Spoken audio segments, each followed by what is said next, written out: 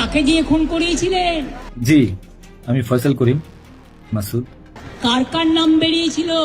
আজ government change হলেও মনে রাখবেন, আমি তো সবটাই জানি। পিছনে বেশ কিছু কারণ আছে, কারণ আমি তার প্রচারণে ছিলাম। দর্শক, স্ক্রিনের শুরুতেই যে বক্তব্যটি শুনছিলেন এটি ভারতের পশ্চিমবঙ্গের সাবেক মুখ্যমন্ত্রী এবং বর্তমান বিরোধী দলীয় নেত্রী মমতা বন্দ্যোপাধ্যায়ের। একটি জনসভায় দাঁড়িয়ে তিনি এমন এক বিস্ফোরক বোমা ফাটিয়েছেন যার পরতে পরতে লুকিয়ে আছে এক বিশাল আন্তর্জাতিক ষড়যন্ত্রের গন্ধ। আর এই একটি মাত্র বক্তব্যেই রীতিমতো এপার বাংলা থেকে ওপার বাংলা দুই বঙ্গেই দাও দাও করে আগুন লেগে গেছে। কেন জানেন? কারণ মমতা বন্দ্যোপাধ্যায় তার এই বক্তব্যের মাধ্যমে সরাসরি ভারতের প্রধানমন্ত্রী নরেন্দ্র মোদী এবং স্বরাষ্ট্রমন্ত্রী অমিত শাহকে টার্গেট করেছেন। তিনি সরাসরি মোদীকে উদ্দেশ্য করে প্রশ্ন ছুড়ে দিয়েছেন, কাকে দিয়ে খুন করিয়েছিলেন? আর এই খুনের শিকার হয়েছিলেন ইনকিলাব মঞ্চের মুখপাত্র শহীদ শরীফ ওসমান হাদি। মমতা বন্দ্যোপাধ্যায় কোনো সাধারণ রাজনৈতিক ব্যক্তি নন। তিনি পশ্চিমবঙ্গের দীর্ঘ সময়ের মুখ্যমন্ত্রী ছিলেন এবং রাজ্য প্রশাসনের নারী নক্ষত্র তার নখদর্পণে। তাই একজন সাবেক মুখ্যমন্ত্রীর মুখ থেকে যখন এমন কথা বের হয় তখন তার ওজন কিন্তু অনেক। তারপরে হোম মিনিস্টার নিজে আমাকে ফোন করে বলছেন, आप थोड़ा आपको बंगाल पुलिस को बोल दो, ये बात बाहर में नहीं कहने के लिए, ये देश के लिए है।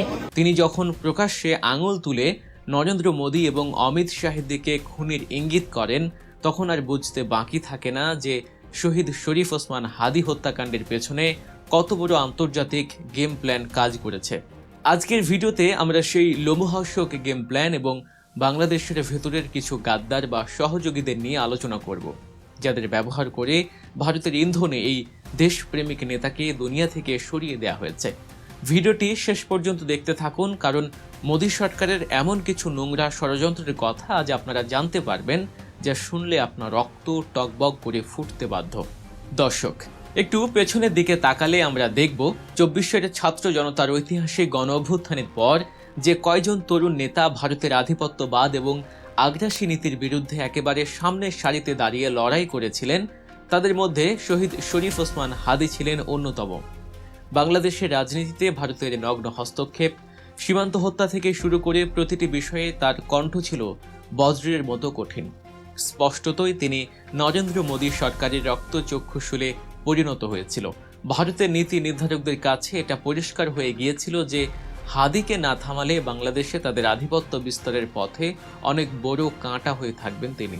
আর তাই ভারতীয় গোয়েন্দা সংস্থা এবং তাদের এদেশীয় দোসরদের যৌথ পরিকল্পনায় সাজানো হয় এই নির্মম হত্যাকাণ্ডের ব্লুপ্রিন্ট। ঘটনাটি ঘটেছিল গত বছরের 12ই ডিসেম্বর। প্রকাশ্য দিবালোকে রাজধানীর প্রাণকেন্দ্র পল্টনে গুলি করা হয় শরীফ ওসমান হাদিকে। দিন দুপুরে এমন দুঃসাহসিক হামলা প্রমাণ করে যে খুনিদের পেছনে কত বড় শক্তিশালী মহলের হাত ছিল।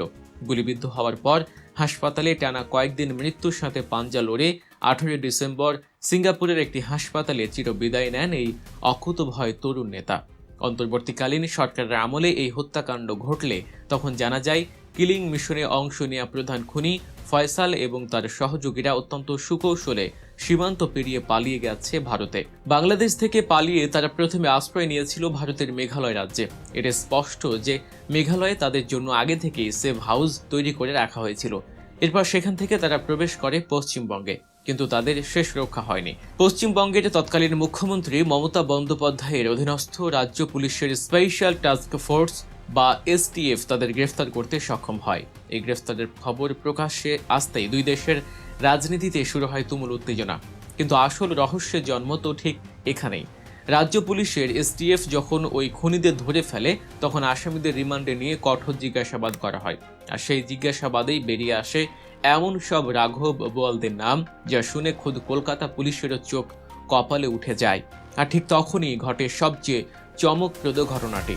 মমতা বন্দ্যোপাধ্যায় তার জনসভায় প্রকাশ্যে জানিয়েছেন, খুনিদের মুখ থেকে নামগুলো বেরিয়ে আসার পরপরই তার কাছে সরাসরি ফোন আসে দিল্লির সাউথ ব্লক থেকে। ফোন করেছিলেন খোদ ভারতের কেন্দ্রীয় স্বরাষ্ট্রমন্ত্রী এবং মোদীর ডান হাত অমিত শাহ। মমতা দাবি করছেন অমিত শাহ নিজে তাকে ফোন করে অত্যন্ত কড়া ভাষায় বলেছিলেন, আপনি আপনার পুলিশকে বলে দিন এই নামগুলো যেন কোনোভাবেই বাইরে না যায়, কারণ এটা দেশের ব্যাপার।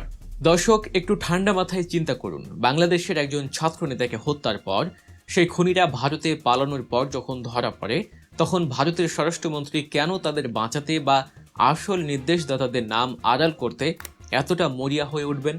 কাকে দিয়ে এই খুন করানো হয়েছিল? কেন অমিত শাহ এই বিষয়টি ধামাচাপা দিতে চাইলেন? এর মানে কি এই নয় যে শরীফ ওসমান হাদি হত্যাকাণ্ডের সাথে সরাসরি নরেন্দ্র মোদীর কোনো না কোনো গভীর যোগসাজশ রয়েছে? তারা কি ভয় পাচ্ছিল যে খুনিদের জবানবন্দিতে দিল্লির ব্লু প্রিন্ট ফাঁস হয়ে যাবে? ভারতের ইন্ধনে এবং বাংলাদেশের ভেতরের কিছু কুলাঙ্গার সহযোগীদের মাধ্যমে যে এই হত্যাকাণ্ড ঘটানো হয়েছে, এটা আজ মমতা বন্দ্যোপাধ্যায়ের কথাতেই পরিষ্কার। নরেন্দ্র মোদী এবং তার সরকার সরাসরি এই হত্যার দায় কোনোভাবে এড়াতে পারে না। বাংলাদেশের ভেতরের কিছু মির্জাফর, যারা সবসময় দিল্লির দালালি করে এসেছে, তাদের মাধ্যমেই মোদী সরকার এই কিলিং মিশন বাস্তবায়ন করেছে। মমতা বন্দ্যোপাধ্যায় আরও একটি ভয়ঙ্কর কথা বলেছেন। তিনি বলেছেন, আমি নামগুলো বলছি না কারণ আমি চাই না আমার দেশের কোনো ক্ষতি হোক। আমি নামগুলো বলে দিলে বাংলাদেশের লোক উত্তাল হয়ে যাবে। এই একটি বাক্যেই কিন্তু অনেক বড় একটি সমীকরণ লুকিয়ে আছে। মমতা বোঝাতে চেয়েছেন নির্দেশদাতাদের নামগুলো এতটাই হাই প্রোফাইল বা এমন কোনো ভারতীয় গোয়েন্দা সংস্থার উচ্চপদস্থ কর্মকর্তাদের সাথে জড়িত, যা প্রকাশ্যে এলে বাংলাদেশ এবং ভারতের মধ্যকার সম্পর্ক চিরতরে ছিন্ন ভিন্ন হয়ে যেতে পারে। বাংলাদেশের মানুষ এমনিতেই ভারত বিরোধী সেন্টিমেন্টে ফুঁসছে, আর তার উপর যদি অকাট্য প্রমাণ সহ এটা পরিষ্কার হয়ে যায় যে বাংলাদেশের মাটিতে একজন জনপ্রিয় তরুণ নেতাকে হত্যার নির্দেশ সরাসরি নরেন্দ্র মোদীর ইশারায় দিল্লি থেকে এসেছিল, তবে বাংলাদেশ জুড়ে যে তীব্র ভারত বিরোধী আন্দোলন শুরু হবে, তা সামাল দেওয়ার ক্ষমতা হয়তো দিল্লিরও থাকবে না। তবে এখানে রাজনীতির একটি বিশাল নোংরা খেলাও চলছে। মমতা বন্দ্যোপাধ্যায় কিন্তু চাইলেই নামগুলো ফাঁস করে দিতে পারতেন এবং প্রকৃত সত্যটা দুনিয়ার সামনে আনতে পারতেন, কিন্তু তিনি তা করছেন না। কেন? কারণ তিনি এখন পশ্চিমবঙ্গের বিরোধী দলে রয়েছেন। এই পরিস্থিতিতে শহীদ শরীফ ওসমান হাদি হত্যাকাণ্ডের এই গোপন তথ্যগুলো মমতার হাতে থাকা মোদির বিরুদ্ধে সবচেয়ে বড় রাজনৈতিক ট্রাম্প কার্ড। তিনি এই নামগুলো না বলার অশিলায় মূলত মোদি অমিত শাহকে চাপে রাখছেন এবং রাজনৈতিক ব্ল্যাকমেইল করছেন। তিনি বুঝিয়ে দিচ্ছেন যে আমাকে বেশি ঘাঁটাতে এসো না, আমার কাছে তোমাদের এমন সব গোপন তথ্য আছে যা ফাঁস করলে আন্তর্জাতিক অঙ্গনে তোমরা মুখ দেখাতে পারবে না। অর্থাৎ দেশের স্বার্থে দোহাই দিলেও এর পেছনে মমতার নিজস্ব রাজনৈতিক স্বার্থই প্রধান। তবে হ্যাঁ, এটা নিশ্চিত যে মমতা বন্দ্যোপাধ্যায় যদি কোনো একদিন রাজনৈতিক চাপে বা ক্ষোভে সত্যিই এই নামগুলো প্রকাশ করে দেন, তবে ওই দিনই দুধ কা দুধ আর পানি কা পানি হয়ে যাবে। মোদী সরকারের আসল চেহারা পুরো পৃথিবীর সামনে উন্মোচিত হয়ে যাবে। দর্শক, এই পুরো প্রক্রিয়ায় আরেকটি মারাত্মক হতাশার জায়গা হচ্ছে আসামিদের দেশে ফিরিয়ে আনার বিষয়টি। দেখতে দেখতে শহীদ শরীফ ওসমান হাদি হত্যাকাণ্ডের প্রায় 6 মাস পেরিয়ে গেল। দেশবাসী অধীর আগ্রহে অপেক্ষা করে আছে খুনিদের ফাঁসির কাষ্ঠে ঝুলতে দেখার জন্য, কিন্তু এখন পর্যন্ত কোনো আসামিকে বাংলাদেশে ফিরিয়ে এনে বিচার করা সম্ভব হয়নি। খুনি ফয়সাল এবং তার সহযোগীরা ভারতেই ধরা পড়েছে। তারা ভারতের হেফাজতেই বহাল তবিয়তে আছে, কিন্তু তাদের বাংলাদেশে হস্তান্তরের বিষয়টি একেবারেই থমকে আছে। দুই দেশের মধ্যে বন্দি বিনিময় চুক্তি থাকা সত্ত্বেও কেন এত দীর্ঘসূত্রতা? মোদী সরকার কি ইচ্ছাকৃতভাবে এই খুনিদের বাংলাদেশে পাঠাতে দেরি করছে, যাতে তাদের রিমান্ডে নিয়ে বাংলাদেশ পুলিশ আসল সত্যটা বের করতে না পারে? আসামিরা বাংলাদেশে এলেই তো থলের বিড়াল বেরিয়ে পড়বে। মোদী সরকারের ইন্ধনের কথা পুরো জাতির সামনে প্রমাণিত হয়ে যাবে। তাই দিল্লি চাচ্ছে এই প্রক্রিয়াটি অনন্তকালের জন্য ঝুলিয়ে রাখতে। এই বিষয়টি নিয়ে যখন দেশের জনগণ প্রায় ভুলতেই বসেছিল, ঠিক তখনই নতুন করে আগুনে ঘি ঢেলে দিয়েছেন মমতা বন্দ্যোপাধ্যায়।